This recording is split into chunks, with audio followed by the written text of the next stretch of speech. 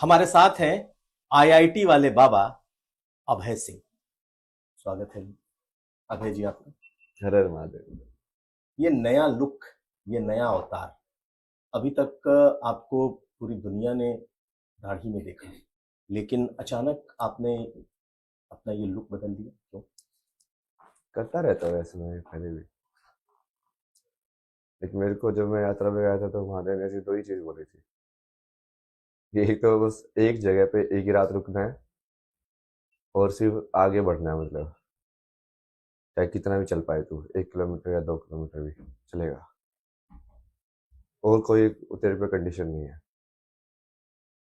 तो उस टाइम पे भी मैं ऐसे ही था, जैसे चलता रहता था। 2-3 महीने हो गए, काफी बड़ी बड़ी हो गई, फिर शेव कर लेता था।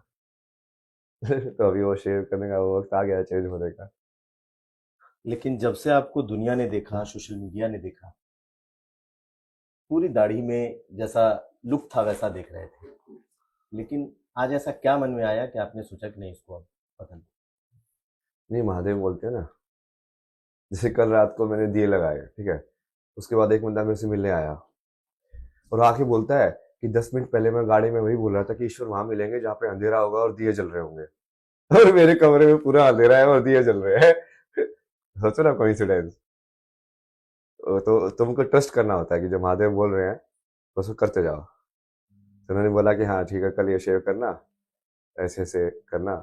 हाँ चलो ठीक है, जैसे रात को ही बोल दिया था मैंने उनको। हाँ कल शेव करके करेंगे, रूप चेंज करेंगे इसको। स्टोरी वाइज भी जब तुम देखो तो अभी तो जैसे आईआईटीएन बाबा आइडेंटिटी बन रही है ना। हम्म, मैंने भी वही परिचय हाँ, कराया ना। वही। हम्म, तो उसको चेंज करके, जैसे आप कृष्ण को योगेश्वर बोलते हो, बट कृष्ण बाबा तो नहीं बोलते हो। योगी तो सबसे बड़ा है वो, हम्म। समझे। बट उसमें और वो इतने बड़े योगेश्वर है कि उनको इन सब चीजों से फर्क भी नहीं पड़ता कि वो दाढ़ी रख रहे हैं कि नहीं रख रहे हैं, कि वो कैसे रह रहे हैं। बाकी शारीरिक चीजों से उनको इतना फर्क नहीं पड़ता। महादेव का भी आप देखोगे तो ऐसे ही है। कितना आप शिव पुराण को पढ़ोगे, उनका ऐसे ही है ना। वो जैसे पार्वती के वहां पे शादी वाला जो पूरा किस्सा, उसमें भी वो दरबार में नट बन के आते हैं। कि नट वाला वेश धारण करके आते हैं। कि हाँ, फिर वो कितने वेश बदलते हैं, अलग अलग रूप में जाते हैं, कभी नट बन जाते हैं, कभी ये बन जाते हैं, जैसे परिस्थिति में होती है ना। तो उसके मानो कि अब ये नया रूप है। तो ये नया रूप मैं क्या मानूं कि आप खुद को शिव के रूप में, खुद को कृष्ण के रूप में पोर्ट्रे करते हैं? आपको लगता है कि नहीं आप खुद हो? जैसे आपने कहा कि कल किसी ने कहा कि भगवान से मुलाकात हो जाएगी और मेरी उनकी मुझसे मुलाकात हो जाएगी, तो क्या माना जाए? क्या आपको लगता है कि आपके भीतर भगवान है या आप स्वयं भगवान हैं? सबके अंदर है ना। तो स्पिरिचुअलिटी का असली मतलब तो यही है। जहां पे फंसती है बात वो वही होता है कि लोग पूछते हैं कि सबके अंदर है तो सबको पता कैसे नहीं है। यदि सभी भगवान है तो हमको कैसे नहीं पता है कि हम भगवान है। तो कल भी मैंने वही बोला कि मुझे पता है कि लाइक सबके अंदर भगवान है और मैं बोल रहा हूँ उस चीज ट्रुथ को। अहम ब्रह्मास्मि जब शंकराचार्य ने तो बोला था ना, तो आपने नहीं पूछा होगा कि हाँ ये खुद को भगवान बता रहा है, ब्रह्मास्मि बता रहा है कि मैं शिवोहम। कोई जब शिवोहम बोलता है तो उसका क्या मतलब है कि मैं ही शिव हूं ना। तो उस हिसाब से देखा जाए तो वो चेतना का जो स्तर होता है उसके हिसाब से उसको भगवान टाइटल दिया जाता है। जहाँ पे बिल्कुल शून्य चेतना में चले जाओ तो प्योर कॉन्शियसनेस, उसको महादेव बोला गया है। फिर विष्णु किसको बोला गया है कि जब वो चेतना शून्य से उतर के नीचे एक ज्ञान की फॉर्म में आ जाती है। तो विष्णु हमेशा सोते रहते हैं क्षीर सागर पे, ड्रीम करते रहते हैं। ऐसे दिखाते हैं ना कि विष्णु ऐसे ड्रीम के स्टेट के अंदर है ऐसे। तो जो आपका जैसे तीनों जो अवस्था होती है दिन की, आप क्या क्या करते हो। एक वेकिंग स्टेट होता है, एक ड्रीम वाला स्टेट होता है, मेंटल वर्ल्ड, और एक फिर बिल्कुल डीप स्लीप वाला स्टेट होता है। डीप स्लीप वाले स्टेट में भी कॉन्शियसनेस रहती है, सिर्फ कॉन्शियसनेस का विषय चला जाता है। हम्म। ये तो रहता है कि आप हो, बट आप क्या हो वाले एडजेक्टिव सारी गायब हो जाती है कि नहीं हो जाती। हाँ, बिल्कुल ठीक है। बट वो कंटिन्यूटी नहीं रहती तो आप सुबह उठते ही नहीं फिर। यदि कॉन्शियसनेस की कुछ ऐसी चीज नहीं है जो कंटिन्यूस चल रही है वहां पे, तो वो शिव है। डीप स्लीप वाली जो कॉन्शियसनेस है, शून्य कॉन्शियसनेस। फिर जो ड्रीमिंग वाली है वो विष्णु है। इसलिए वो ड्रीम करके लाइक पूरे संसार को चलाते रहते हैं। माया। माया, माया के अधिपति जो है। हम्म। तो उसके बाद ब्रह्म जो है वो बेसिकली जो वेकिंग वाला जो वर्ल्ड है जो अभी हम देख रहे हैं, ये ब्रह्मा का वर्ल्ड है।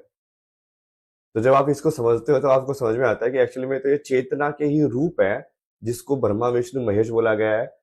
इन अ वे लाइक वो कंसेप्ट हैं कि शुरू होना किसी चीज का, कंटिन्यू होना और फिर एंड होना। जब मैं तीन में देखूंगा उस चीज को, तो वो ब्रह्मा विष्णु महेश या त्रिमूर्ति या फिर सरस्वती लक्ष्मी पार्वती के रूप में दिखाई देगा। और जब मैं दो में देखूंगा तो कैसे दिखाई देगा? शिव शक्ति के रूप में।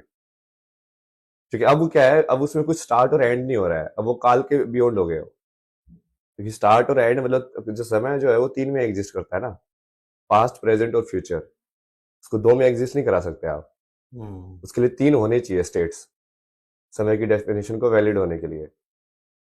तो वो उसके तीन के ऊपर यदि तुम जाओगे दो में, ये मैं आपको पूरा सांख्य से समझा रहा हूँ ना, कि कैसे उसको बताया गया कि अनेक से एक होने की जो विभक्ति है वो ऊपर से कैसे हुई।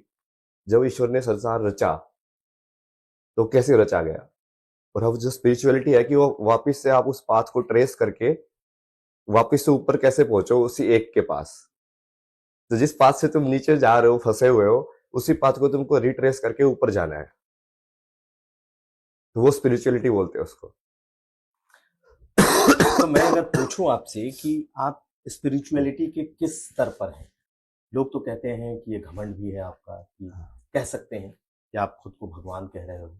लेकिन जब आपने स्पिरिचुअलिटी समझाई, तो एक आम आदमी जानना चाहेगा जिसका कोई गुरु नहीं है, जो किसी को गुरु नहीं मानता, तो वो किस स्तर पर पहुंचा है और कैसे पहुंचा है?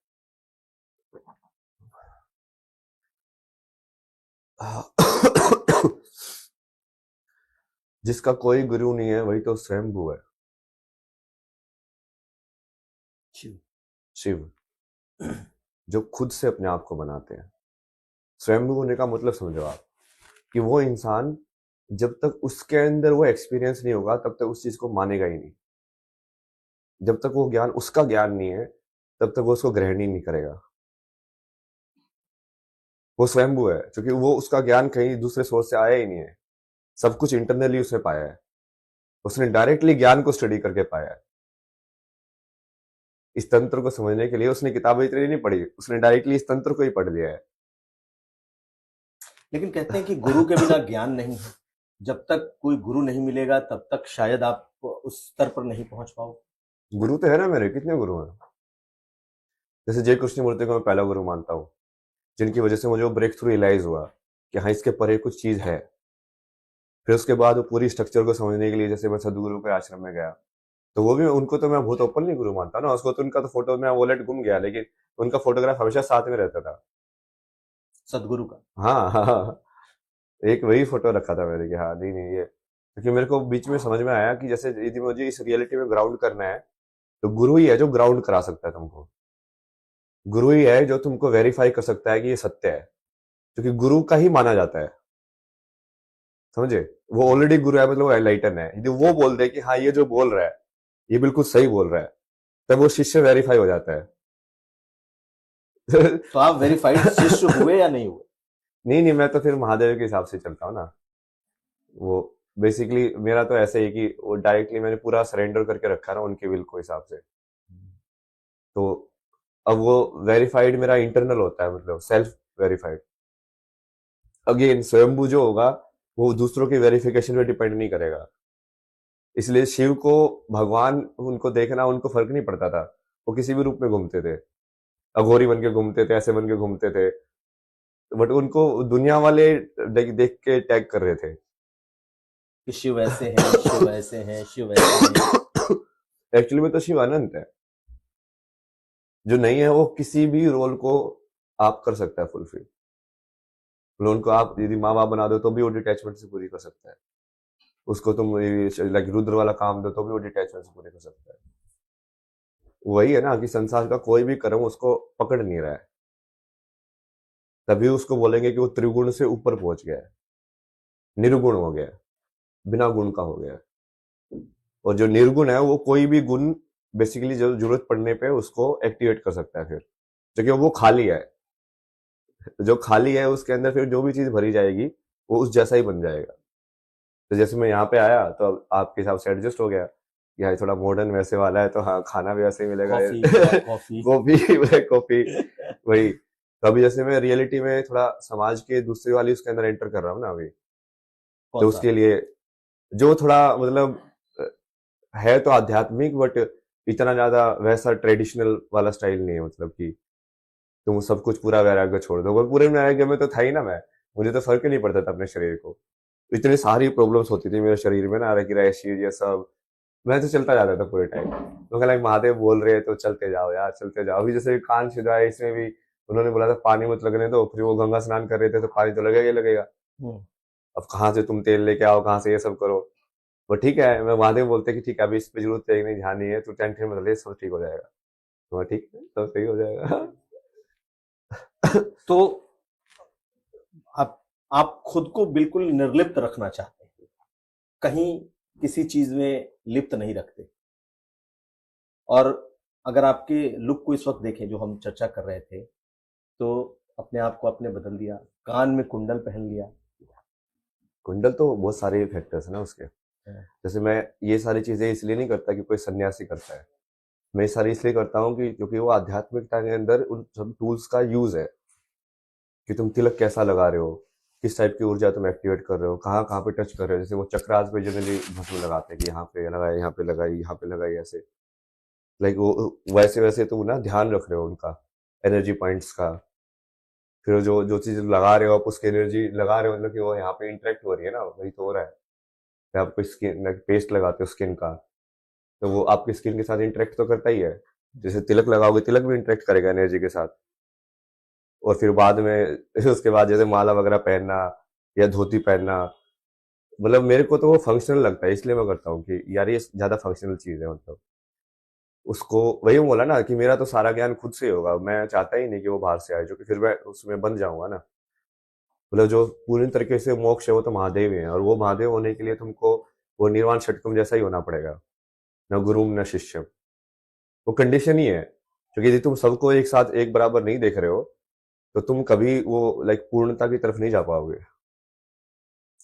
तो मेरा सवाल था और आपने उसका जवाब भी दिया कि आपने किसी को गुरु नहीं माना, शिव ही गुरु है, ये आपका विचार है।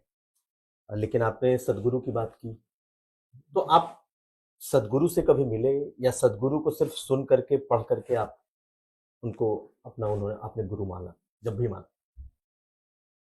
हाँ, मतलब जैसे मैं आश्रम में गया था, 9 महीने वहीं पे था, सेवा की मैंने पूरी वहाँ पे, जो जनरल वॉलेंटियर की तरह रहा।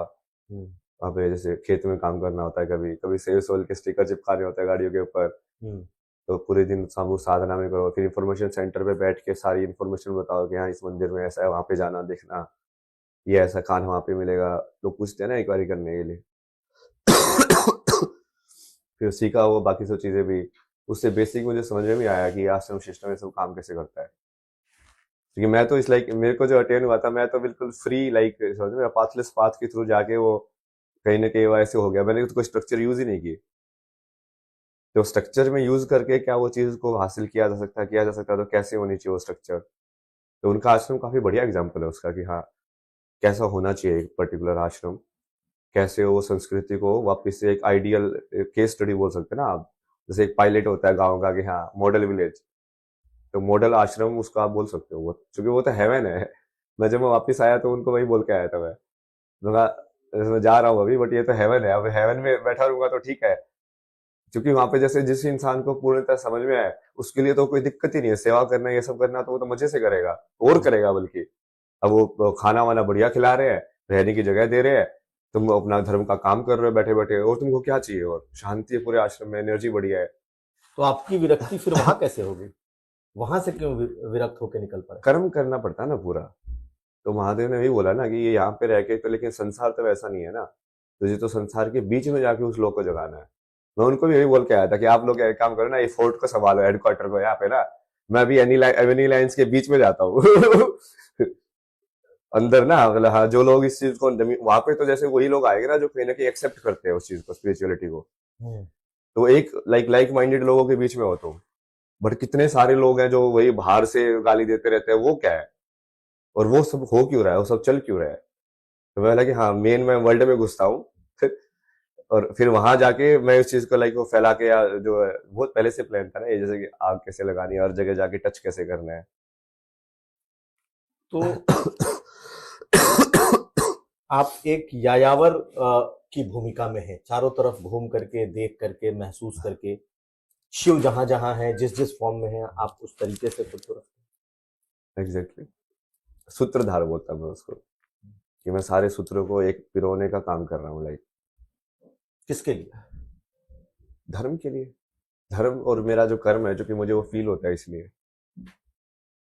अब मुझे यदि मैं एम्पैथेटिक हूँ, मुझे वर्ल्ड की सफरिंग फील हो रही है, तो फील होना ही मेरे लिए कर्म बन जाता है, क्योंकि या तो तुमको बिल्कुल डिटैच होना चाहिए।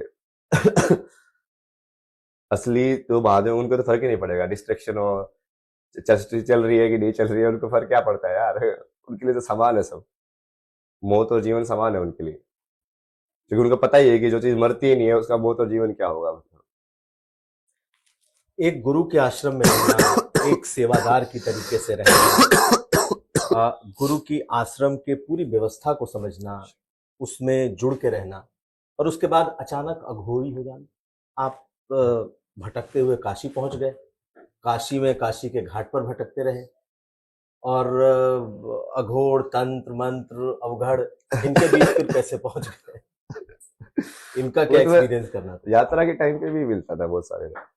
जैसे मैं यात्रा कर रहा था तो केदारकंठा में ऊपर गया था, वहां पे एक बाबा जी बैठे हुए थे, पहाड़ के ऊपर अकेले रहते थे वो। तो मैं अलग अलग जैसे लोगों से रास्ते में उस टाइम पे भी मिल रहा था, कि बहुत सारे साधु लोग जैसे यात्रा में चल रहे हैं साथ में, लूट रखता था मैं उस टाइम पे। तो उनके साथ एक दो दिन घूमे, वो बोला कि हाँ ऊपर चलना साथ में, तो वहाँ चलो चलो चलो साथ में। तो उस टाइम पे भी जैसे बहुत अलग अलग टाइप के लोग मिले ना, बात करने को मिला कि जिनकी सोच कैसी है, ये आप लोग कैसे साधना कर रहे हो, बेसिक जो साधना के जो होते हैं उन चीजों को समझा, कि धुना क्या होता है, ये चिमटा क्या होता है, इसको कैसे रखना होता है, कैसे साधना करनी होती है, क्या तरीका है इनका ना। तो उसमें जैसे काशी गया तो, चूंकि काशी तो सब चीजों का संगम है, वहां पे कोई एक टाइप की साधना नहीं होती। वहां पे ऐसा है कि एनलाइटनमेंट के जितने तरीके हो सकते हैं सब एक्सप्लोर करते हैं लोग वहां पे, डार्क से डार्क, लाइक सत्व से सत्व। तो वहां पे शमशान में बैठे हुए अघोरी भी मिल जाएंगे, और राधा कृष्ण करने वाले लोग भी मिल जाएंगे, जो बिल्कुल ही फलाहारी है, पूरा लाइक व्रत करके रखेंगे, ये सब करके रखेंगे। और एक दूसरा है जिसको फर्क ही नहीं पड़ता, अगर घोर जैसा रहता है वो। तो वो सारी चीजों को देखना है, वही तो है ना, वही तो आपको बताया, मेन आपने भी पर्पज तो अघोर वही है। एक्सपीरियंस किया? अघोर के साथ बैठ करके, अघोर तो मरे हुए लोगों की हड्डियां तक खाते हैं, आपने भी एक्सपीरियंस कर लिया? हाँ, वो महादेव ने ही करा दिया, मतलब ऐसे वही, मैं इंटेंशन से नहीं करता ना कोई चीज, वो अपने आप ही मेरे को सिखाते रहते हैं भेज भेज के, कि हाँ ठीक है, यहाँ से तो इस चीज का एब्जॉर्व कर ले, यहाँ से उस चीज का एब्जॉर्व कर ले। जैसे वो फील तो अंदर ही करना होता है अघोर।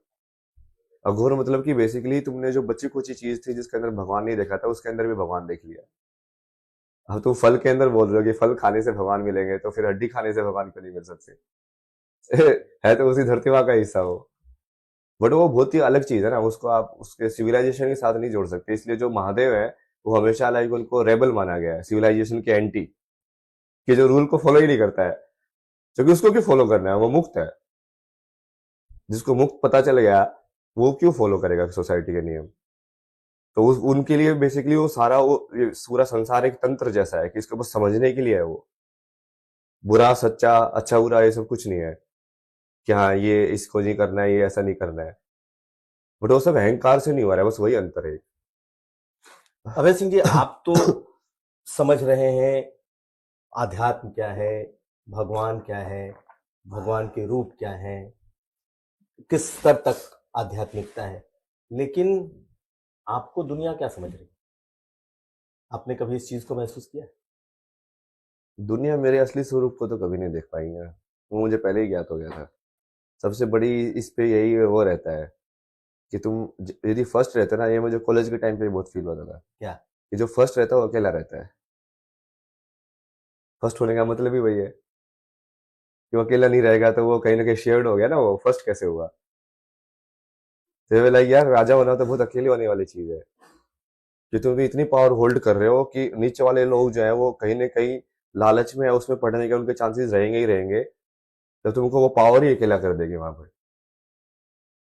तो वो वाली चीज महसूस होती है कई बार। बट ठीक है, वो तो क्या कर सकते हैं, वो सच पूर्ण है। सचमुच बहुत पावरफुल होते लोग हैं जो शीर्ष पर होते हैं। कहा जाता है जो शीर्ष पर होता है वो अकेला ही होता है। अकेला ही होना पड़ेगा उसको, क्योंकि उसको जिम्मेदारी लेनी पड़ती है ना कि मैं शीर्ष पे हूँ तो अब नीचे वालों को संभालना है। आप भी अकेले हो? महादेव है ना। उनके साथ पूरी बात है, देवी को भी बुला लेता हूँ बहुत बार। देवी को बुला लेता हूँ। हाँ मतलब चैनल करके कभी ऐसा लग रहा हो, बैठो गपशप करो बातें बातें करो। भगवान से बातें, देवी से बातें। हाँ मतलब जैसे किसी भी रूप में आप चैनल कर सकते हैं ना, वो तंत्र मंत्र यूज करके कि उस देवी को प्रसन्न करके, तो उनको चैनल कर सकते हैं आप। लेकिन ये तो आपके आध्यात्मिकता से बिल्कुल दूसरा चैनल है जिसकी आप चर्चा कर रहे हैं कि आप तंत्र मंत्र के जरिए भगवान को बुला सकते हो, तंत्र मंत्र के जरिए देवी को बुला सकते हो, और एक आपकी ऐसी साधना है जो सब में शिव देखता है। तो दो बिल्कुल, आपको लगता नहीं नहीं नहीं, अलग वो अलग एनर्जी चीजें? के फॉर्म अलग अलग है ना, मैनिफेस्टेशन, वही तो समझाया मैंने आपको। हम्म। जैसे आप जिसको शिव बोल रहे हो वो तो दो के अंदर डेफिनेशन है, शिव और शक्ति के अंदर। तीन के अंदर वो डेफिनेशन ब्रह्मा विष्णु महेश वाली है तो वही की, बट आप उसको रूप में देखना चाहते हो, इसलिए आप उस रूप में देख रहे हो। जैसे देवी का जैसे तीन में तो ऐसे है, सरस्वती लक्ष्मी पार्वती, बट 10 में भी है ना वो, फिर वो नव दुर्गा और फिर लाइक लास्ट के अंदर, तो वो 10 के अंदर डिवीजन है देवी का। फिर और भी फर्दर डिवीजन भी किया हुआ लोगों ने। आप जो इतनी बातें बता रहे हैं धर्म से जुड़ी हुई, क्या ये पूरी आपकी स्टडी है या आपने महसूस किया? जो महसूस किया वही बताता हूँ मैं तो स्टडी वाली नॉलेज धर्म होगी तो। ग्रंथों की स्टडी है और महसूस किया है, दोनों है? हम लोग कहीं ना कहीं वो ग्रंथ के अंदर भी वो चीज से समझ में आ जाता है कि हाँ यहाँ पे भी ये सिंक हो रही है, मतलब सेम चीज बोल। हम्म। लेकिन अब हम आते हैं इस प्रयागराज पे। आखिर ये आपकी, आप इस महाकुंभ में कैसे पहुंच गए? और महाकुंभ में जब आप पहुंचे तो अचानक से ही आप पिटारा खोल के मधुमक्खी का। वहां को मैं पहुंचते ही। कहा गया कि आप अखाड़े के लोगों से मुलाकात हो गई, आपके टेम्पररी गुरु हो गए, वो आपको लेकर के आ गए और अचानक से आप दुनिया के सामने आ गए। सोशल मीडिया ने आपको यहाँ तक पहुंचा दिया, नहीं तो कोई जानता नहीं। हाँ तो वही था, महादेव जैसे बोल ही रहे थे कि ऐसे ही करना है, तो मैं तो बस फॉलो करता गया। जाने को तो मैं खुद से भी आ सकता था, बट उन्होंने नहीं बोला नहीं नहीं इनके साथ ही जाना तेरे को, तो ठीक है कहानी आप ऐसे चलानी आप ऐसे चलाओ। लेकिन जब आप महाकुंभ में आए तो कंट्रोवर्सी भी हो गई और जूना अखाड़े में आप आए, वहीं से आप चर्चा में आए, सुर्खियों में आए, लेकिन फिर वहां के बाबाओं ने ही आपको निकाल दिया, साधुओं ने। क्या फर्क पड़ रहा है मतलब। ये तो वहाँ पे जैसे मैं मशान नाथ के वहाँ पे मंदिर में बैठा हुआ था ना धुने के ऊपर, तो ऐसे वो कुछ तो जो जोर जोर से फोन बजा रहे थे, कोई तो इंसान। मैंने उनको बोला यार ये माया वाली चीजें मत बजाओ अभी, थोड़ा या तो स्पिरिचुअल भजन वजन लगा दो ये सब। तो बोलता है कि तुम कौन होते बोलने वाले। हाँ मैं तो कोई नहीं हूँ, कुछ भी नहीं हूँ। बोला कि तुझे पता है ये जगह किसकी है? मगर मुझे तो यही पता है कि सारी जगह महादेव की है। और काशी तो स्पेशली वो महादेव की नहीं होगी तो वो किसकी होगी फिर? मगा आपको क्या लगता है आपकी है क्या मतलब ये? फिर वो ऐसे थोड़ा चिल्लाने लगा, फिर मैं उसका बस एक ही जवाब होता था मेरा, ओम नमः शिवाय। फिर वो ऐसे कि हाँ तो यहाँ पे ऐसे ये कर दूंगा वो कर दूंगा, मगा ओम नमः शिवाय। ये ओम नमः शिवाय।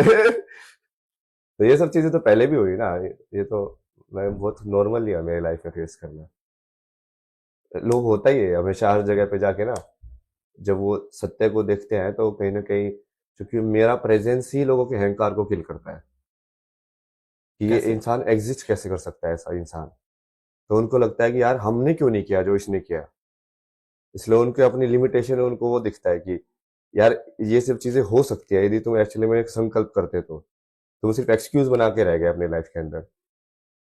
तो वो क्या करेंगे फिर, वो मेरी स्टोरी को नीचे डालने की कोशिश करेंगे, क्योंकि वो अपनी इनसिक्योरिटी को मेरे ऊपर फोर्स करने की कोशिश करेंगे।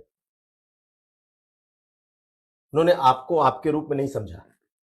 हाँ मतलब जैसे पहले तो जैसे वो जो है सोमेश्वर जी, वो कितनी बार बोलते थे ऐसे कि मुझे तेरे अंदर आदि शंकराचार्य दिख रहे हैं, मुझे तेरे अंदर क्राइस्ट दिख रहे हैं, मतलब इतनी बड़ी बड़ी बातें हैं। जब आप पूछ रहे थे ना कि आप खुद को भगवान बोल रहे हो, अरे यार मेरे को तो लोगों ने खुद बोला है कि मुझे तेरे अंदर क्राइस्ट दिख रहे हैं, मुझे तेरे अंदर आदि योगी दिख रहे हैं, मुझे तेरे अंदर बटुक भैरव दिख रहे हैं। तो अब वो ठीक है ना, अब उनसे भी तो पूछो ना उनको कैसे दिखे भगवान मेरे अंदर। बट वो बाद में ठीक है, जैसे उन्होंने भी बड़ी तारीफ की, मैंने इनका इंटरव्यू भी किया था, तो उन्होंने कहा था कि he is one of the finest monk of India, उन्होंने मेरे से बातचीत में बताया। लेकिन अचानक ऐसा क्या हो गया कि बड़े बड़े जो अखाड़े के साधु और महंत हैं वो आपसे ऐसे नाराज हो गए? नहीं नहीं, उन्होंने जैसे मेरे को ना एज ए गुरु तो रिकॉग्नाइज नहीं किया उस टाइम पे। वो मुझे दीक्षा विक्षा दिला रहे हैं, मतलब मैं दीक्षा के लिए थोड़ी जा रहा हूँ वहां पे। दीक्षा तो उसको दिलानी पड़ेगी ना जिसको ज्ञान की तलाश में उस पाथ को स्टार्ट करना है, इनिशिएट करना है। जब मैं उस पाथ से होके ही आया हूँ तो मुझे क्यों चाहिए? मैं तो ठीक है, एक आपके अलग कोई तरीका है उसको सीख रहा हूँ। जैसे रामकृष्ण परमहंस भी ऐसे ज्ञान प्राप्त करने के बाद भी उन्होंने भी बहुत सारी तरीके एक्सप्लोर किए। तो आप क्या बोलोगे, उनको ज्ञान मिला नहीं था क्या? ज्ञान तो मिला हुआ था, फिर भी उन्होंने किया ना वो सब चीजें। तो वो बेसिक अंडरस्टैंडिंग ही गलत थी और वो लोग उस चीज को तोड़ना ही नहीं देना चाहते थे कि कि ये जो रिलेशनशिप है गुरु और शिष्य का, वो एक वैसे वाला है कि हाँ, अब जैसे वो कई बार तो ये सोमेश्वर जी ये भी बोलते थे ना कि तेरे इतना ज्यादा, मतलब तेरे को इतना ज्यादा बड़ा वैसा है कि कई बार मुझे भी जेलसी होने लग जाती है तेरे से। बट फिर समझाते कि नहीं नहीं, गुरु तो ऐसे ही होता है कि हाँ उसका शिष्य बड़ा हो तो उसको बढ़िया होना चाहिए। हाँ चलो ठीक है, समझते तो आप कि असली गुरु होने का मतलब क्या होता है, कि जब शिष्य बड़ा हो गुरु से तो उसको प्राउड फील होना चाहिए कि हाँ इसने अब मेरे से भी ज्यादा कुछ सीख लिया है। ना कि उसके जेलसी होनी चाहिए कि मैं जो नहीं आता उसने ये इसने कैसे सीख लिया। इंसानी इमोशंस हैं, वही कहानी वैसी चलती जाती है। लेकिन अखाड़ों से जुड़ा एक और सवाल, यहाँ बहुत सारे लोगों ने कहा कि भाई आईआईटी वाले बाबा, आईआईटी वाले बाबा, आईआईटी वाले बाबा, क्या यहाँ उससे बड़े बड़े इंजीनियर, डॉक्टर, पीएचडी, प्रोफेसर्स, बहुत सारे लोग मौजूद हैं यहाँ पे। लेकिन एक आईआईटी वाले बाबा के पीछे दुनिया ऐसे पागल है, ऐसे पड़ी है, लगता है कि उनके उससे बड़ा कोई संत ही नहीं। नहीं नहीं, वो ठीक है ना, उसका क्या करेंगे। तो जो लोग बोल रहे हैं उनको खुद ही नहीं पता ना कि वो दूसरे जो लोग हैं वो मेरे से ज्यादा है कि कम है, उनको कैसे पता?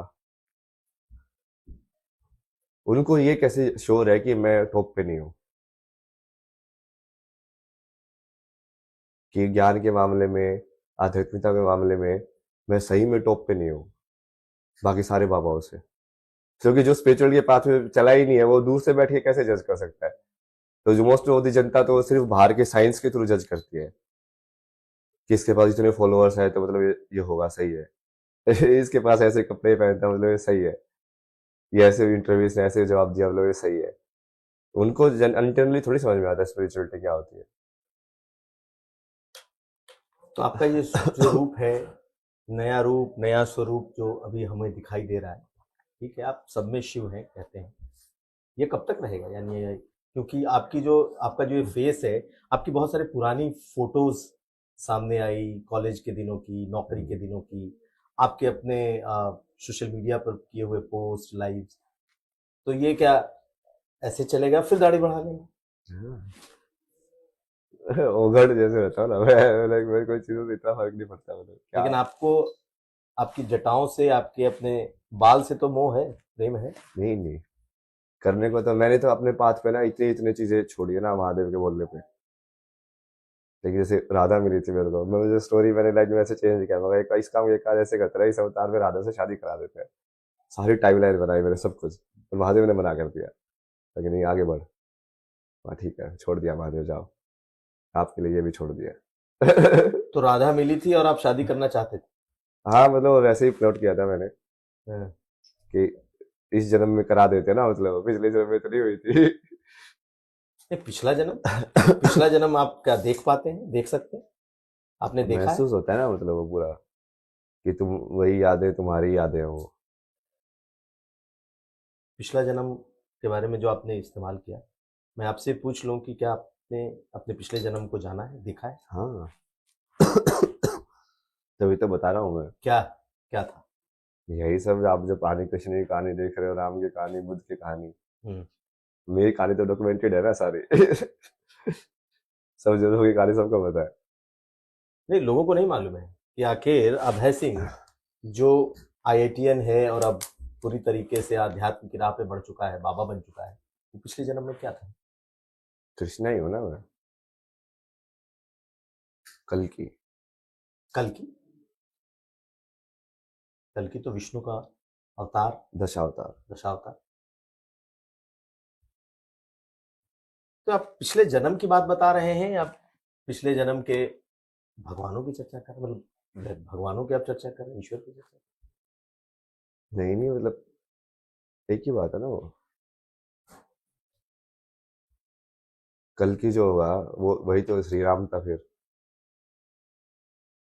वही है ना विष्णु, वही है ना, मतलब वही कृष्ण है, वही परशुराम है, वही बुद्ध है। वो उसकी बस चेतना के अंदर आके वो अलग अलग चीजें कर रहे हैं, जो चीजें महादेव ने एक ही लाइफ में कर दी सारी की सारी। वही आप है। कि मतलब सारी चीजें जी के देख लिया, उल्टा पुल्टा करके संन्यास लेके। जैसे राम का देखो, वो राजा बन के देखा उसने। कृष्ण का देखो, उसने अलग अलग चीजें मतलब बेसिकली प्रारब्ध है, कर्म है, वो सब वो पूरा किया उन्होंने अलग अलग स्टेज के अंदर। अब लास्ट स्टेज के अंदर वो जो भी कुछ बचा कुचा था जो नहीं किया उन सब जन्म में, वो वाला पूरा कर रहा हूँ। हाँ, ये भी करके ही इसको पूरा करो सिलेबस को। अब थोड़ा लौटते हैं आपकी उस जिंदगी पर जिसके बारे में बहुत सारे लोग जानना चाहते हैं। एक आईआईटीएन, थोड़ा अपने बारे में बताइए कि आपने पढ़ाई कहाँ से की, 10th कैसा रहा, 12th कैसा रहा, इंजीनियरिंग आईआईटी कैसे पहुंचे? मेरी तो पूरी लाइफ ही स्ट्रगल है ना, मतलब लोगों को ये वाली चीज किसी को समझ में नहीं आती ना। बट ये महादेव ही है, मैं छोड़ता नहीं आज, छोड़ो बताने से क्या फायदा। लेकिन मेरी लाइफ में तो कुछ मिला ही नहीं मेरे को कभी भी। आपने लेने की नहीं कोशिश की होगी? नहीं नहीं, वो भगवान ने बस सिचुएशन ही वैसे बनाई कि ये तेरे को देना ही नहीं है कुछ भी। तो वो वैसे ही लाइक वो डिटैचमेंट वाला वो था ना, ऑब्वियस लाइक लव अवतार का लास्ट वो फेज है, तो उन्होंने कंडीशन ही वैसे बनाई कि ये वाला प्रारब्ध तो तेरा होगा ही नहीं, तो सीधा वहीं पे जाओ नेक्स्ट बार, उसी डायरेक्शन। तो जैसे 10th 12th था, जैसे वो घर के शिक्षण उस टाइम पे, तो मैं वही फोटो देखोगा तो बहुत पतला सा वैसा है, चश्मे लगाता था मैं नजर के। बिल्कुल वो नर्ड वाला होता ना, वैसे वाला दिखेगा आपको, बिल्कुल पतला सा 45-50 किलो का, 6 फुट का एक लड़का। वैसे बिल्कुल ऐसे पढ़ाकू जैसे फील आएगी। तो उस टाइम पे तो उस टाइप की इमेज थी, काम भी वही कर रहे थे मेरी।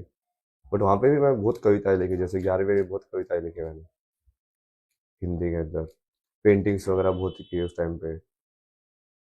कविता याद है? एक तो काफी पॉपुलर हो रही है ना वो सोशल मीडिया पे। कौन सी? स्टार्ट कैसे होती है वो? लहरों के बीच लहरों के बीच तिनके का सहारा छोड़ दिया, ऐसे कुछ तो है वो। लहरों के बीच तिनके का सहारा छोड़ दिया, हाँ, लड़खड़ा कर गिर पड़ा, फिर भी उसने हाथ नहीं दिया। लड़खड़ा कर गिर पड़ा फिर भी उसने हाथ नहीं दिया। और ऐसे पूरा बढ़िया से लिखा हुआ है वो। बहुत सारे लिखता था ना मैं, तो जैसे ये महादेव के लिए लाइन थी या गर्लफ्रेंड के लिए? बनने लिए थे वो। मतलब महादेव, वो तो उस टाइम पे तुम किससे बात कर रहे हो, वो तुमको समझ में नहीं आता कि कर तो बात महादेव से ही रहे हो, बट तुम वो फॉर्म में देख रहे हो उसको। देखो सी लाइन मैंने लिखी थी, आईटी के टाइम में लिखी थी, कि जब तेज आंधियां चलती है तो हवा का रुख मायने नहीं रखता। जब तेज आंधियां चलती हैं तो हवा का रुख मायने नहीं रखता। मतलब जैसे वैसे आप देखोगे तो हवा डायरेक्शन के हिसाब से एंटर कर सकती है, जो पंखा ऐसे चलेगा तो इस कमरे के अंदर इस साइड नहीं आएगा। बट ये तो पंखा बहुत तेज चल रहा है, तब फर्क ही नहीं पड़ता, वो हवा आएगी आएगी। उसका डायरेक्शन से फर्क नहीं पड़ता फिर। अगली लाइन क्या? नहीं नहीं, एक ही लिखी थी, देख सोच के ना ऐसे। बहुत सारे छोटे छोटे शेर। अभी तो मैं जैसे भगवान के ऊपर लाइव कंपोजिशन भी करता रहता हूँ ना। ऋषिकेश में मैंने पूरा एक वो लिखा था, अद्वैत वाले के ऊपर पूरा एक वो रिलेशनशिप के अंदर एक लिखा था, कि मैं बनूंगा महाकाल तो तू महाकाली बनेगी, और मैं बनूंगा महाकाली तो तू महाकाल बनेगी। ये दोनों साइड से वैलिड होना चाहिए, तभी वो लाइक प्रॉपर लाइक इसको प्रेम या वैसे वाला रिलेशनशिप बोलेंगे जो इंटरचेंजेबल है। मैं बनूंगा कृष्ण तो तू राधा बनेगी, और मैं बनूंगा राधा तो तू कृष्ण बनेगी। फिर मैं बनूंगा तो मन तो क्या तू विचार बनेगी। मतलब यदि मैं मन के रूप में आइडेंटिफाई कर जाऊं तो तुम्हारा उसका कॉम्प्लीमेंट्री क्या होगा जो उसको पूर्ण कर रहा है उसकी डेफिनेशन को। तो ऐसे ऐसे करके बहुत लंबा लिखा था मैंने सारी चीजों को देखते हुए संसार में कि मैं बना नदी तो क्या तो उसकी गति बनेगी। उसको उल्टा भी करके बहुत लिखे हैं मैंने। जैसे मैं अभी तो खुद ही कंपोज करके जैसे भक्ति करता हूँ ना तो ऑटोमेटिक ही आ जाता है वहां पे उस टाइम पे। तो खुद से वो बोल बोल के कि हाँ। एक और भी लिखा था ना कि मैं तो हूं ही नहीं बस तू ही है। मैं तो हूँ ही नहीं बस तू ही है। मैं तो हूं ही नहीं बस तू ही है। महादेव के लिए लिखा था ये। कभी गर्लफ्रेंड के लिए भी कुछ लिखा? हाँ बहुत कुछ लिखा मैंने। वो भी सुना दीजिए। उस टाइम पे क्या लगा इस टाइम पे मैं ऐसी वाली पोइट्री नहीं लिखता था। हम्म, मैंने काफी कुछ वो डायरी के अंदर लिखा हुआ था वो अभी डायरेक्टली याद नहीं आएगा क्योंकि वो रिदमिक ही नहीं था। जब मैं धर्मशाला में था ना तो उस टाइम पे मैं बेसिकली 2-3 डायरी भर दी थी मैंने ऐसे। ऐसे वाटर कलर की पेंटिंग बनाता था और साइड में लिखता था कुछ तो ऐसे। तो हर रोज वही करता रहता था सेल्फ एक्सप्रेशन। और उसमें आप देखोगे ना मैं इतने सारे ऐसे मुद्रा के फोटो बनाता था हाथ हाथ से पता नहीं क्यों फैसिनेशन था मेरे को। कभी ऐसे करके ये वाली मुद्रा के अंदर कभी ये वाली मुद्रा के अंदर कभी ऐसे वाले के अंदर ऐसे वाले के अंदर बस हाथ ही बनाता रहता था मैं। तो जब वापस देखते हो आप पूछ रहे थे ना कि वो कैसे पता चलता है तो जब वापस अपनी लाइफ को देखते हो तुमको लगता है यार मेरे साथ तो इतनी अजीब चीजें हुई जो कि मुझे ऑब्वियस लग रही थी बट वो एक्चुअली में इस वर्ल्ड के हिसाब से बहुत मैजिकल चीजें हैं मतलब। जैसे? यही सब चीजें ना कि वो इनडायरेक्टली वो ज्ञान दे रहे हो तुमको समझा रहे हैं। जैसे मैं मास्टर्स में था तो मैंने प्रोजेक्ट किया एक दी फॉल करके हम्म, कि उसमें एक इलस्ट्रेटेड बुक बनानी थी। हम्म, तो उस इलस्ट्रेटेड बुक में मैंने पूरा लाइक एक्चुअली में लाइक बिना स्पिरिचुअलिटी को जाने हुए स्पिरिचुअल में स्टोरी टेलिंग कर रहा हूँ। मैंने उसमें एक कॉन्सेप्ट बनाया ना कि यदि कोई इंसान इनफाइनाइट फॉल के अंदर गिर जाए तो क्या वो गिर रहा है कि वो उड़ रहा है ये सिर्फ उसकी विल के ऊपर डिपेंड करता है। कि यदि वो करंट के अगेंस्ट फाइट कर रहा है तो उसको ऐसे लगेगा कि वो गिर रहा है। बट यदि उसको करंट को मान ले तो उसको ऐसे लगेगा कि हाँ हाँ मैं तो उड़ रहा हूँ हवा के अंदर। तो दी फॉल करके बुक थी उसमें पूरा ऐसे ही डाला हुआ है। वो बिल्कुल आप उसको स्टडी करोगे ना इट्स लाइक कंप्लीटली लाइक लेटिंग गो और वो बुद्धिज्म वाले उसके सिद्धांत के ऊपर है। ये तो माइंड की एक अवस्था है। अवस्था है बट मैं आपको वो समझा रहा हूँ ना कि इनडायरेक्टली भी जैसे मैं उन चीजों को टच कर रहा था बिना ये जाने कि ये चीज इससे रिलेटेड है। आध्यात्मिकता के जो कंसेप्ट हैं शून्य के जो कंसेप्ट है वो कहीं ना कहीं अट्रैक्ट कर रहा था उस टाइम पे भी। वो बस एक्सप्रेशन अलग में निकल के आ रहा था उसका।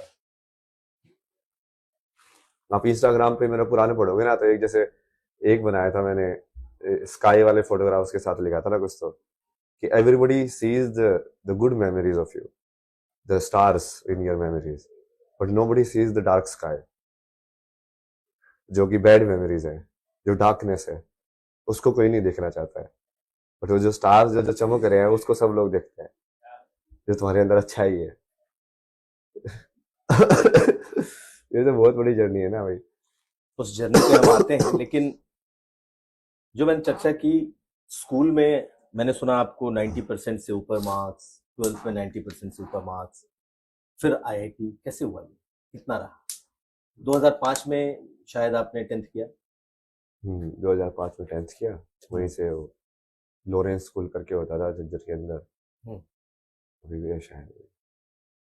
वहां से 10th किया। मेरा तो वहां पे भी अलग अलग केस रहते थे ना मतलब मैं अलग ही था यार। मैं वही आप सोच रहे ना मैं हमेशा मैंने बहुत यूनिक चीजें की है दुनिया के अंदर जो ऐसे लोगों को ऐसे अचंभा लगे मतलब कि जैसे मेरी जो उसकी टीचर होती है ना 10th के अंदर जो इसकी होती है ह्यूमैनिटी वाली सिविक्स और ये वाली जब मैं उनके जवाब देता था ना लाइक इसके 6 रीजन बताओ।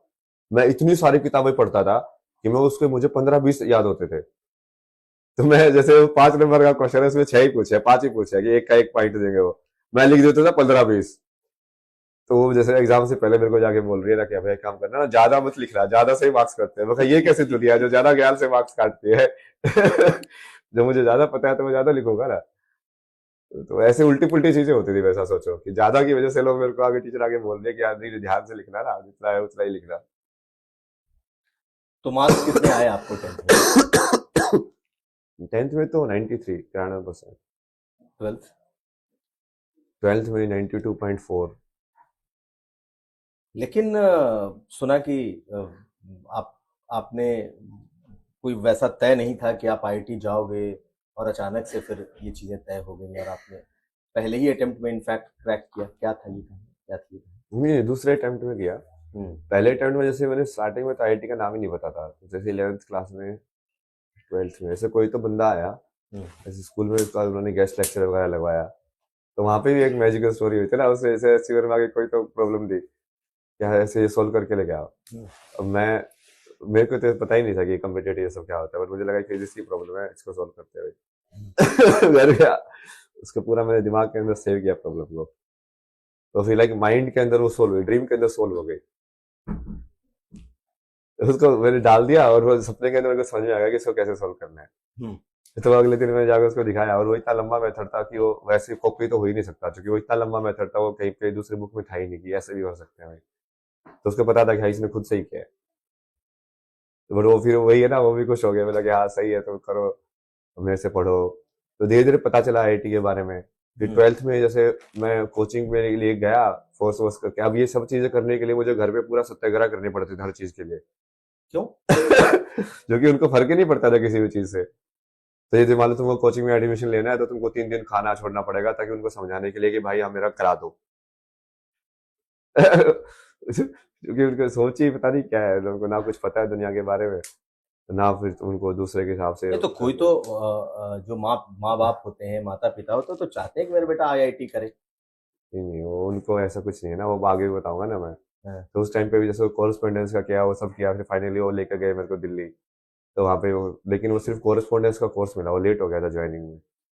तो सिर्फ किताबें भेजते थे, उस किताबों में फिर मैंने 12th में क्या किया कि मैंने सिर्फ सोचा कि एक चीज को मास्टर करेंगे। तो एक कोई तो बुक थी मैथमेटिक्स की, बढ़िया बुक थी, वो लिमिट्स वाला जो टॉपिक था ना, मैंने उसको पूरा मास्टर कर लिया। मैं खुद से ही सवाल बनाता रहता था दिमाग के अंदर कि इस वाले क्वेश्चन के अंदर रैंडमली रूट लगा दो कहीं पे भी। मतलब उसको नया सवाल बना दो और उसको फिर तुम सोल्व कर सकते हो कि नहीं कर सकते हो। तो वो उस टाइम पे मैंने ऐसा अटेंड करना है कि उस वाले टॉपिक का तो चाहे दुनिया के अंदर कोई भी सवाल आ जाए मैं सोल्व कर सकता हूँ। इतना ज्यादा डेप्थ के अंदर मैंने उसके सारे पैटर्न्स को समझ लिया था और सब सॉल्व कर लेते थे। हाँ, तो वो जैसे कोरेस्पोंडेंस में था तो मैं सिर्फ टेस्ट देने जाता था वहां पे। तो वहां पे मैंने नई चीज की, वहां पे जैसे वो कॉम्प्रिहेंसिव पैकेज होते हैं ना पैसेज, तो ये कॉम्प्रिहेंसिव में पहले वो इन्फॉर्मेशन भी देते हैं थोड़ी सी बताने के लिए कि ऐसे प्रोबेबिलिटी ये होती है, ए इक्वल टू बी, ये फॉर्मूला है, ऐसे ऐसे। तो मैं सिर्फ उस इन्फॉर्मेशन को पढ़ के उसके बेस पे ही वो कॉम्प्रिहेंसिव वाले क्वेश्चन सोल्व कर देता था। और उसमें भी ज्यादा टाइम लगा मेरे को, जैसे कुछ सिलेबस अलग चल रहा है उनका, स्कूल में अलग चल रहा है, और वो पढ़ाई वढ़ाई की टेस्ट की तैयारी तो हो नहीं सकती। पर तुम टेस्ट देने जा रहे हो तो 3 घंटे वहां पे बैठे हो, तो तुम उसमें ही कुछ ना कुछ सीख लोगे। हाँ अच्छा इसने ऐसे ऐसे किया है। ये करके मेरा एक बार ऐसे यार कुछ तो उस सेंटर के अंदर 16 रैंक की रैंक आ गया था। सब लोग देख रहे हैं ये कौन है, बिना मतलब सब्जेक्ट ही नहीं बता दूंगा आज के पेपर के अंदर किसके ऊपर पेपर होगा। जाओ बस उसको समझो कि अच्छा इसने ऐसे ऐसे बताया, ये फॉर्मूला भी बता के रखा ही हुआ है। कॉम्प्रिहेंशन में बेस फॉर्मूला तो बता ही देते थे कि हाँ ये फॉर्मूला है। अब तुमको उसको समझ के और डेप्थ के अंदर उस क्वेश्चन को सोल्व करना है। तो ये वाली चीज तो बहुत की मैंने कोचिंग में भी, जो साथ जो लिमिट वाली जो चीज मैंने पहले डिस्कस की थी ना, वो वाली काम आई। तो एक मैथ वाला प्रोफेसर आया कोचिंग में, वो बोला कि इसको सिर्फ एल ऑपरेटर से सोल्व कर सकते हैं। मगर मैं तो सिद्धि है इसके अंदर। मैं किसी भी सवाल को कैसे भी सोल्व कर सकता हूँ लिमिट के। बोला कि करके दिखा, बोला ठीक है करके दिखाता हूँ। उसने पूरा करके दिखाया, वो भी लाइक हाँ भाई चलो तू है। ऐसी चीज तो बहुत है, बट वो जैसे इमोशनल वाला जो था ना, वो चीज कभी फुलफिल नहीं हुई ना ये सब चीजें करने के बाद भी। नहीं, एक मिनट में आपको आईआईटी का रैंक कितना आया और कैसे आपने क्यों चुन लिया मुंबई आईआईटी?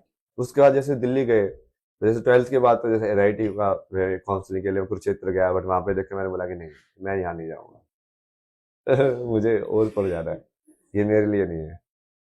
कुरुक्षेत्र नहीं जाना, मुंबई जाना है। हाँ मतलब ये इससे बड़ा हूँ मैं, मतलब इन्हें लगे ये मुझसे कैपेबिलिटी से ज्यादा है। वो ठीक है थोड़ा एक्सीडेंट हो गया, तो उस टाइम पे उसको इतना कर नहीं पाए, सिचुएशन नहीं बनी।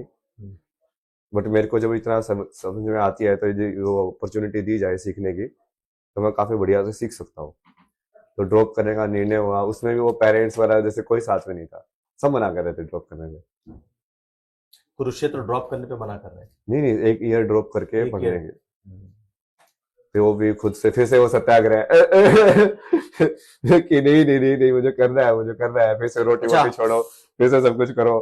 क्योंकि वो वैसे तो कोई बात होती नहीं ना, मतलब प्यार से समझाने में तो मिलता ही नहीं कुछ भी, तो फैमिली में सत्याग्रह करनी पड़ती थी एक एक चीज के लिए। हर एक चीज के लिए।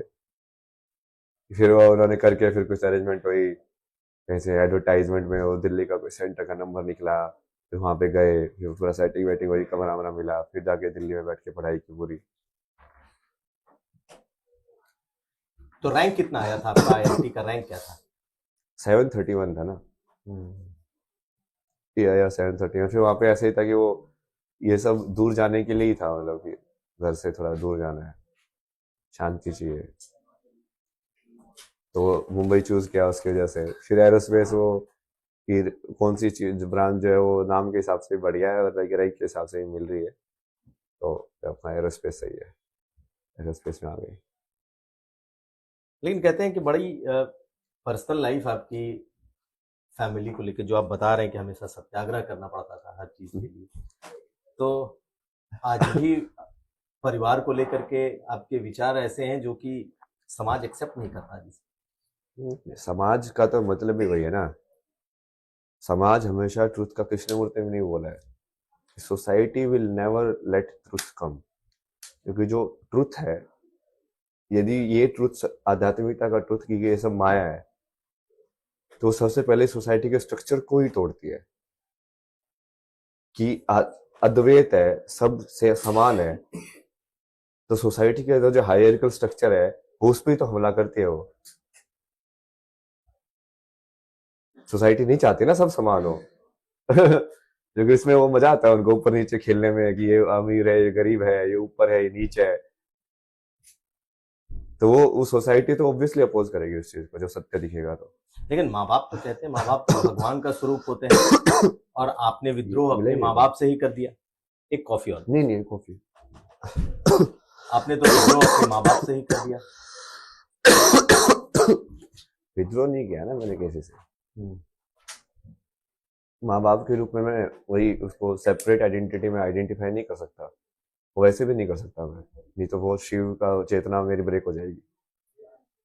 मतलब मतलब यदि मैं सबको सेम आइडेंटिफाई नहीं कर रहा हूँ, इसका मतलब किसी में पर्सनल अटैचमेंट है मेरा, तो मेरे आध्यात्मिक सफर के अंदर तो मैं वही टेस्ट करूंगा ना कि मेरा पर्सनल लगाव एक फॉर्म्स के अंदर है कि नहीं है कि एक पर्टिकुलर फॉर्म को देख के उसको मैं ज्यादा तवज्जो क्यों दे रहा हूँ। तो वो तो क्या होगा ना कि जैसे धर्म की जब बात आएगी, तो वो मोह की वजह से आप धर्म का डिसीजन नहीं ले पाओगे।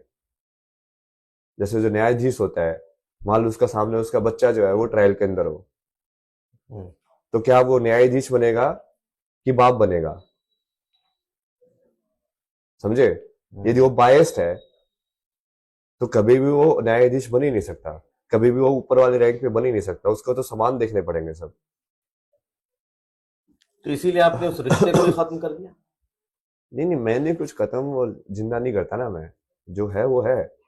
मतलब ये सत्य है ना कि शरीर के जो जन्म है उनके थ्रू हुआ है, वो कहानी भी सत्य है, उसको मैं अलग अलग सत्य के हिसाब से बता देता हूँ कि तुम जो बोल रहे हो ब्रह्मा का सत्य है, बट मुझे लाइक अटल सत्य जो है वहां तक उसमें कॉन्शियसनेस को मैं पूरा ऊपर से लेकर नीचे तक ट्रांसफर करना है। लेकिन अभय जी, मुझे पता चला कि जब आप इस कैंप में आए, इस प्रयागराज कुंभ में आए, तो जहां जहां आप ठहरे, आपके माता पिता परिवार के लोग आप तक पहुंचने की उन्होंने कोशिश की। आपके माँ बाप, कजन, चाचा, लोग आए और आपसे मिले। आप फिर से आप कर रहे हो, मतलब मेरे है क्या वो? मतलब मैंने खरीद रखा उनको, मेरे हैं क्या वो?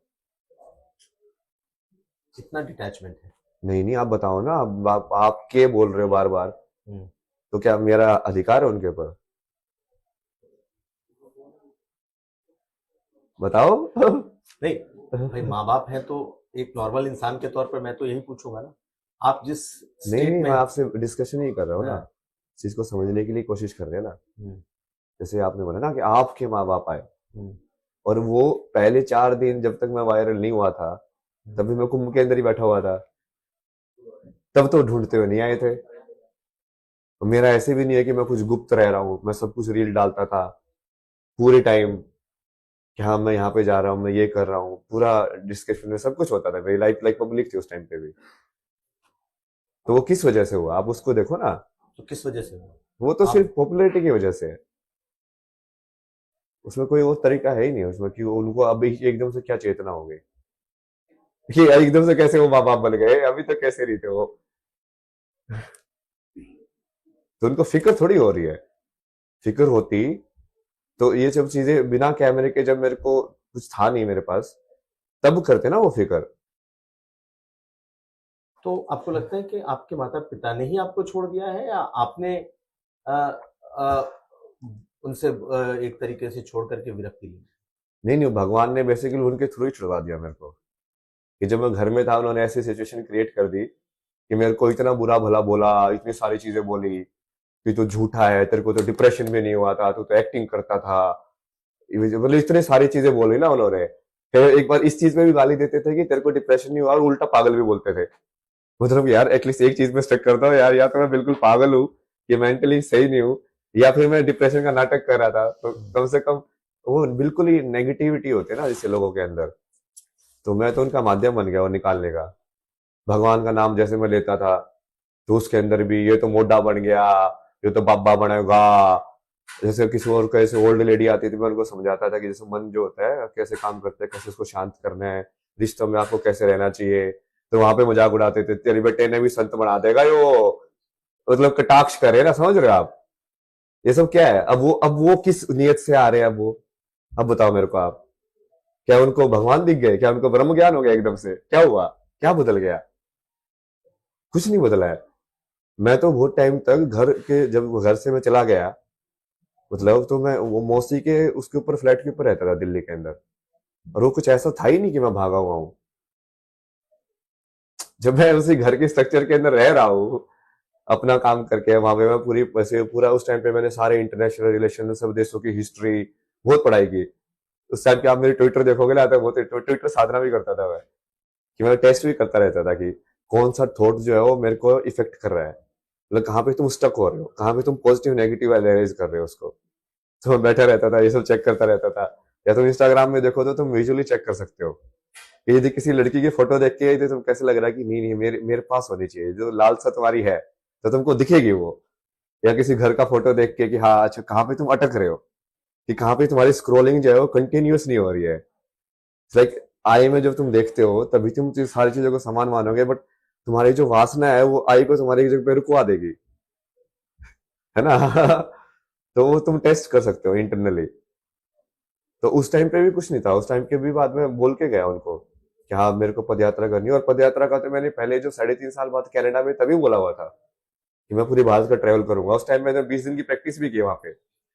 मगर ये काम करते ना, एंड्योरेंस तो टेस्ट करते हैं कि कर सकते कि नहीं कर सकते। तो वहां पे जैसे जंगल जैसा एरिया था, तो वहां पे मैं चलता रहता था पूरा जो चक्कर, वो भी मैंने डाला हुआ है पूरा आईफोन के अंदर, मैं सारा 1 किलोमीटर रिकॉर्ड करके, आप सोशल मीडिया चेक करोगे तो सब डाला हुआ था उसके अंदर उस टाइम के भी। अब ये मैं तो अपनी ट्रुथ में जी रहा हूँ, अपनी ऑनेस्टी में जी रहा हूँ, बट जिनको आप माँ बाप बोलते हो उन्होंने तो मेरा एक भी सत्य नहीं एक्सेप्ट किया, एक भी चीज एक्सेप्ट नहीं की।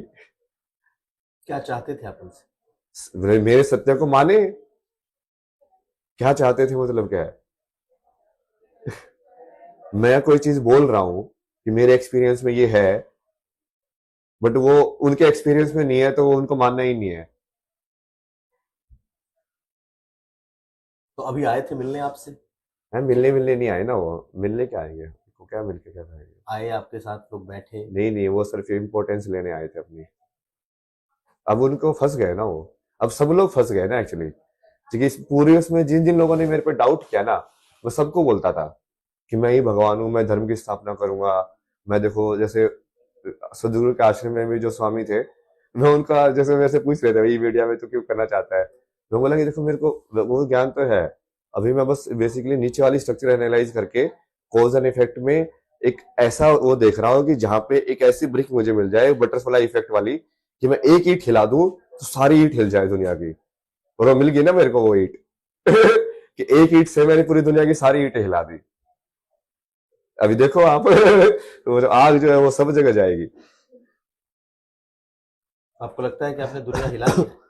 हाँ अभी तो देखते जाओ, मेरे सेंटर के अराउंड ही सारी चीजें होंगी, क्योंकि कोई ऐसा ज्ञान है ही नहीं दुनिया का जो मैं ले नहीं सकता हूँ।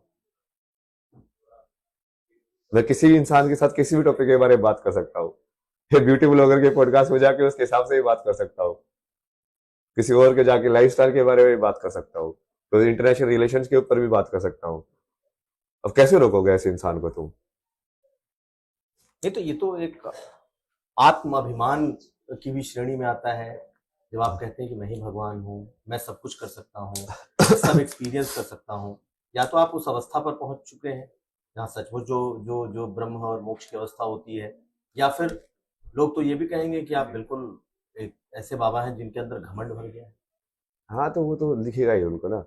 बट ये जैसे आप किसी चीज को बोलोगे, जब कृष्ण बोलते हैं अर्जुन को कि मैं ही सब कुछ हूँ, मैं ही मृत्यु हूँ, मैं ही ज्योति हूँ, तो आप तो क्या बोलोगे? कुछ तो ना घमंडी है। खुद को भगवान बोल रहा है, क्या क्या बोल रहा है अपने बारे में।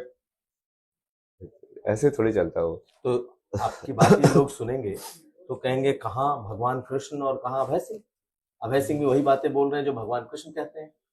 तो ये तो इस सांसारिक स्थिति में तो घमंड की श्रेणी में रखेंगे लोग इसे। नहीं नहीं, वो घमंड आप बाहर से जज ही नहीं कर सकते। जब कृष्ण ये बोल रहा है कि मैं ही भगवान हूँ, तो वो रियलाइजेशन के अंदर बोल रहा है, वो घमंड से नहीं बोल रहा। उसकी चेतना उस लेवल पे है कि वो बोल पा रहा है वो शब्द। लेकिन आप जब बोल रहे हैं तब हाँ, तो मैं बोल रहा हूँ तब भी अपनी चेतना के हिसाब से बोलता हूँ। कई बार जैसे मैं ह्यूमन या इस फॉर्म में आइडेंटिफाई कर लेता हूँ ब्रह्म सत्य में, तब मैं अभय सिंह बन जाता हूँ। यदि वो चेतना में होता हूँ तो फिर जैसे आप मेरे जवाब देखोगे तो हमेशा अलग अलग जवाब रहते हैं, क्योंकि वो उस टाइम पे मैं कैसे आइडेंटिफाई कर रहा हूँ उसके हिसाब से मैं जवाब देता हूँ। लेकिन मैं बिल्कुल ही शून्य में बैठ रहा हूँ तो मैं बोलता हूँ कि मैं ही महादेव हूँ। फिर मैं जैसे थोड़ा इस धर्म के हिसाब से उसको काम करने का सेटअप का काम करता हूँ, तो इन वे लाइक मैं विष्णु चेतना के अंदर हूँ, तो फिर मैं उसके हिसाब से बोलता हूँ। फिर यदि मैं सिर्फ इस लाइफ की स्टोरी के हिसाब से आपको आइडेंटिफिकेशन करके क्वेश्चन का आंसर देना है, जैसे स्कूलिंग वगैरह, तो उस टाइम पे वो टेम्पररी आइडेंटिटी जो अभय सिंह की है, फिर वो बन जाते हो तुम। तो ये अलग अलग आइडेंटिटीज ही है कि तुम कहाँ पे आइडेंटिफाई हो रहे हो, और तुम्हारी आइडेंटिफिकेशन बेस्ड ऑन कि तुम्हारे से क्वेश्चन कैसे पूछा जा रहा है। तो एक बेटे के तौर पर आप क्या सोचते हैं? माँ बाप को तो आपने एक तरीके से नकार दिया, लेकिन आप बेटे के तौर पे भी कभी उस फॉर्म में रख के सोचते हैं? नहीं नहीं, स्वयंभू का मतलब भी वही ना, आप फिर से वही उसी चीज पे आगे वापस से।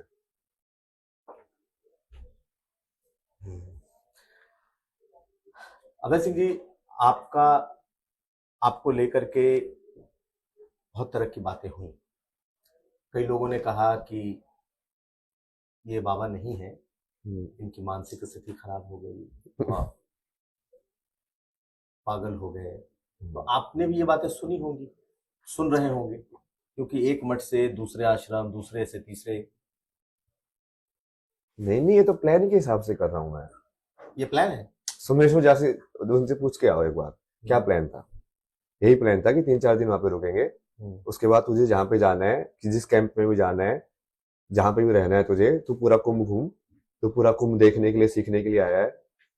जैसे वहां पे ऐसे बनारस के घाट पे वो सांस्कृतिक प्रोग्राम होते रहते थे भरतनाट्यम के, तो मैं बैठ के वो सब देखता रहता था, डांस वांस। कि ये सब कैसे तक तक तक तक ताल कैसे चल रही है, उसको समझना, एक्सप्रेशन अच्छे होता क्या से, आंखों की छुट में ऐसे से मुद्रा दे रहे हो, ये अलग अलग मुद्रा है, जो स्पिरिचुअलिटी आध्यात्म उसका पूरा लिंक है ना उससे, क्योंकि तो यहाँ पे भी यही प्लान था कि अब यहाँ पे तो ये सब बहुत ग्रैंड लेवल पे हो रहा है। वो है तो पूरा मेला है एक्सप्लोर करने का, ज्ञान का मेला ही है, कहीं पे भी चले जाओ। तो वही प्लान था वो, बट वही बताया ना कि बीच में वो जो चीज हो गई, उसकी वजह से कहीं ना कहीं उसने हर इंसान की लिमिटेशन या अहंकार पे एक्सपोज कर दिया। वही तभी टेस्ट होता है ना, जब आपको बहुत सारी चीजें दे दी जाए, तभी आपके चरित्र का टेस्ट होता है कि क्या आप अभी भी शून्य में बने हुए हो। मेरे को सही में फर्क नहीं पड़ता इन सब चीजों से। आप जितना इतना सब बोलने के बाद भी मैं शून्य में रह सकता हूँ, कि मैं अगले मोमेंट में मुझे ये भी पता है कि मेरे से कुछ भी ना हो, और ऐसे ही मैं कहीं पे बस जंगलों में बैठ के, या ऐसे ही लोग मेरे को फेलियर की तरह लाइफ एंड हो जाए, वह ठीक है, कोई दिक्कत नहीं। जो मेरे को महसूस हो रहा है उस सत्य को मैं जीऊंगा, अपने सत्य को तो जीऊंगा ना। उसका आप असत्य कैसे बोल सकते हो? ठीक है, आपको नहीं मानना मत मानिए, बट मेरे लिए तो स्पिरिचुअलिटी वही है कि मैं अपने सत्य को पूरा जी के अपने कर्म को पूरा कर लूं, ताकि मुझे वापिस नहीं आना है। उससे दूसरे लोगों का रिलेशन ही नहीं है।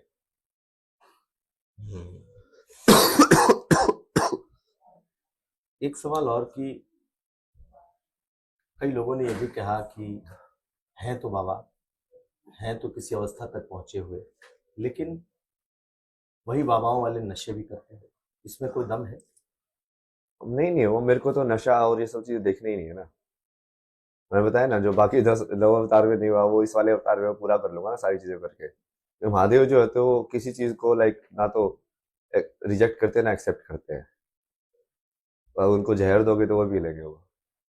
तो आप उसी फॉर्म में पीते हैं कि ये जहर है फिर भी मैं पी सकता हूँ? फॉर्म वाली जो सोचने के तरीके काम तो करता ही नहीं मैं। महादेव जो बोलते हैं करते जाओ। मतलब वो महादेव जो बोलेंगे करोगे, तभी तुम जाके महादेव में विलीन होके महादेव ही बन जाओगे लास्ट में, राइट। तुम उस जो अपने जो आइडियल है, अब उसको फॉलो करते रहोगे कि हाँ मुझे इसके जैसा या इसके जितने भी है उसको आइडल मान के मुझे जो ये जो बोलेगा मैं वही करूंगा। तो धीरे धीरे क्या होगा, गुरु और शिष्य में यही होता है। धीरे धीरे शिष्य जो है वो गुरु की kind of like carbon copy बन जाता है, क्योंकि सारा जो गुरु का आता है वो शिष्य ने सीख लिया, तो कार्बन कॉपी बन गया इन वे। तो कार्बन कॉपी मतलब कि ये भक्त का फाइनल पर्पस क्या होगा, भक्त और भगवान तो डुअलिटी में द्वैत में है। फाइनल पर्पस तो वही होगा ना कि वो भक्त ये रियलाइज कर ले कि मैं ही भगवान हूँ। फिर केवल शिव जो जिसकी मैं पूजा कर रहा हूँ वो भी मेरे अंदर ही है, और जो पूजा करने वाला है वो भी अंदर ही है। समझे आप? एक बात मैंने सुना कि आप कनाडा रहे, कनाडा में आपने नौकरी की, क्योंकि आप आईटी से पढ़े लिखे हैं, पैसे हैं आपके पास? हाँ, काफी सेविंग्स थी। पैसे तो मैं वैसे ही, महादेव ने बोला कि टेंशन क्यों ले रहा है तो पैसे वैसे ही। मैं तो उसके बारे में ये भी सोचा था, बहुत बार बोलता था मैं, मेरे पैसे खत्म हो गए तो लक्ष्मी खत्म हो जाएगी, लक्ष्मी खत्म हो गई तो मैं बेसिकली विष्णु वाला मेरा बिल्कुल कर्म खत्म हो जाएगा। तो मेरे पास एक्सक्यूज है इस संसार में कुछ ना करने का, मेरे पास है ही नहीं पैसे। तो फिर मैं सही में वो पूरा वैराग्य और वैसे हो जाएगा। तो बीच में बहुत सारे लोग बोलते थे कि नहीं नहीं, लक्ष्मी को ध्यान पे रख, ऐसे मत किया कर, मतलब ऐसे मत दिया कर। तो लक्ष्मी रखी है आपने? मेरा तो रुझान वही उस साइड ही है ना, मतलब पार्वती की साइड ही है। तो पैसे का क्या करते हैं? क्या एटीएम से पैसे निकालते हैं?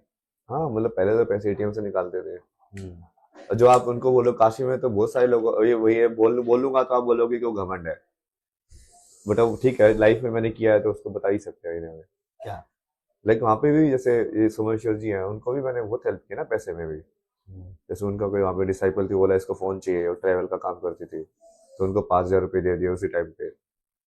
तो फिर दूसरा उनको बोला कि कोई चलिए वो मुंबई में उसका एडजस्ट होना है, कुछ पैसे की कमी पड़ रही है, तो उनके पैसे दे दिए। तब उस टाइप को उनको घमंड ये सब नहीं दिखता था मेरे अंदर। तब बहुत बढ़िया था, क्योंकि सब चले बढ़िया चल रहा है। वहां पे एक माई बैठती है वहां पे शमशान पे, उसको तो मैंने 15,000 रुपए के फोन दिए। बोला कि बेटा स्मार्टफोन लाके देना ना बेटा, ऐसा करके लाके देना ना, ऐसा चाहिए, स्टिकर भी होना चाहिए, ये सब भी होना चाहिए। बहुत सारे लोग तो फायदा उठाते थे, बट मैं सिर्फ देखता रहता हूँ ना। मैं कहा इसको इतना देने से बेसिकली उसका लेकिन कर्म समझ में आ जाएगा। इस लाइक टेस्ट हो जाता है वो इंसान, परीक्षा है वो उसकी, जो लालच में कितना फंसा हुआ है। तो मैं फाइनली कार्मिक स्कोर देके उसका हिसाब किताब करके उसको बंद कर सकता हूँ कि हाँ चलो ठीक है, इसकी योनि वोनी जो है, इसका चेतना का लेवल ये है, इसको इस योनि में भेज दो आगे, ये यहाँ पे फिट नहीं है या फिट है, या इसको ऊपर भेजना है, देवता बनाना है, या इसको नीचे भेजना है। क्या करना है इसके साथ। अभय सिंह जी, अब हम बिल्कुल अपने आखिरी पॉडकास्ट के इस बिल्कुल आखिरी इसमें है। आप यहाँ के बाद कहाँ देखते हैं? इतना आगे का तो सोचता नहीं ना मैं। और राजा तो मेरे को बनना ही है, क्योंकि वो इसलिए नहीं कि मुझे पावर चाहिए, इसलिए कि कोई एक तो सेंट्रलाइज्ड या यूनाइटिंग फैक्टर होना चाहिए। जब किसी चीज की यूनियन करनी है तो किसी एक धुरी के अराउंड तो लोगों को एकत्रित होना पड़ेगा, सत्य को ना। तो वो उसके लिए चाहिए। जैसे ये वाला क्वेश्चन तो बहुत बार लोग उसमें भी पूछते हैं, जब आईटी में इलेक्शन में करते थे ना, तो ये पूछते थे तू इस पोस्ट के लिए खड़ा क्यों हो रहा है, तो हमारा जवाब होता था जैसे फोटोग्राफी और फाइन आर्ट सेक्रेटरी के लिए खड़े हो रहे हो। बोला कि हाँ हॉस्टल के अंदर फोटोग्राफी बढ़ाएंगे, ये सब करेंगे। फिर उनका जवाब, जैसे सीनियर्स होते थे ना, जैसे उसके साथ तुम प्रचार करने जा रहे हो तो ये सब पूछते थे पूरा मैनिफेस्टो देख के, तो पूछते थे कि फिर ये सब काम तो तू बिना पोस्ट के भी कर सकता है, हम्म। तुझे पावर क्यों चाहिए, पोस्ट क्यों चाहिए? तो जो ये वही चीज होती है, जो कि बिना पावर के जब तुम जो चीज कर रहे हो,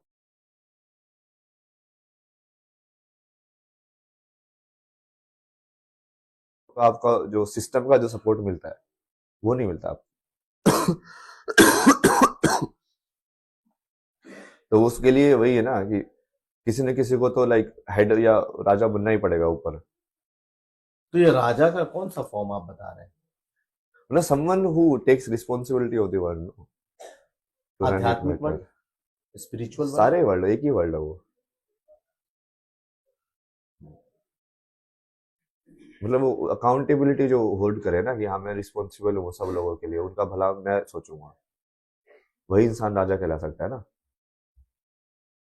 कि आप सबकी इंडिविजुअल लाइफ अब एक्चुअली मेरी रिस्पॉन्सिबिलिटी है। आपके बच्चों को पढ़ाना से लेके उसको ज्ञान देना, कोई और प्रॉब्लम हो रही है उसको सोल्व करना, तो उसके लिए ज्ञान भी चाहिए, सब कुछ चाहिए, बहुत सारी चीजें चाहिए। बस आखिरी सवाल ये है कि आपके राजनीतिक विचार भी हैं या नहीं? मैं तो बताया ही ना, राजनीति विचार मतलब क्या, जब किंग ही बन जाएंगे तो राजनीति कहाँ से आप आएगी? तो किंग की बात कर रहे हैं, तो किंग क्या? किंग का मतलब क्या, प्रधानमंत्री बनेंगे, राष्ट्रपति बनेंगे, मुख्यमंत्री बनेंगे? किंग का मतलब नहीं आप नहीं, क्या? वो जरूरी भी नहीं है कि ना कि वो ऑफिशियल हो, आप समझ रहे हो, आप उसको आज वाली जो स्ट्रक्चर है उसके लाइक रिफ्लेक्शन में देख रहे हो। किंग बनना इस लाइक कि लाइक संसार में तुम लाइक जो चाहो वो कर सकते हो, तुम मुक्त हो। सबसे बड़े किंग कौन हुए? मैंने लोगों को यही समझाया ना, जब मैंने पूरा अपने बता अपने वाली कार्य देखी, मैंने देखा कि महादेव की कार्य देखी, मैंने बोला कि यार सबसे बड़ा राजा कौन, क्या राम बड़े राजा हुए कि महादेव बड़े राजा हुए? क्योंकि महादेव तो मतलब वो अघोषित राजा है, उनको तो कोई रोक ही नहीं सकता, उनके लिए कोई बॉर्डर्स है ही नहीं, एग्जिस्ट ही नहीं करते उनके लिए, कोई कुछ बोल ही नहीं सकता उनको, वो कहीं पे किसी भी राज्य में जा सकते हैं, बाहर आ सकते हैं, मतलब अघोषित राज्य तो वही है एक्चुअली में देखा जाए तो, है कि नहीं? उनको कोई राज्य की जरूरत भी नहीं है कि मेरी ये सीमा है, सारा उन्हीं का राज्य है।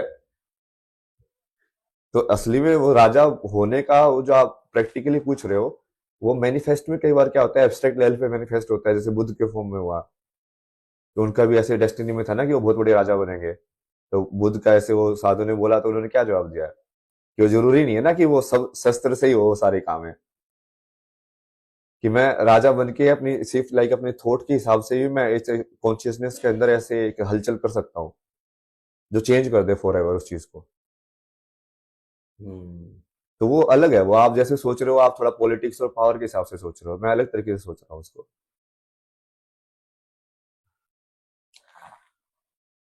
तो अभय सिंह जी, बहुत धन्यवाद हमारे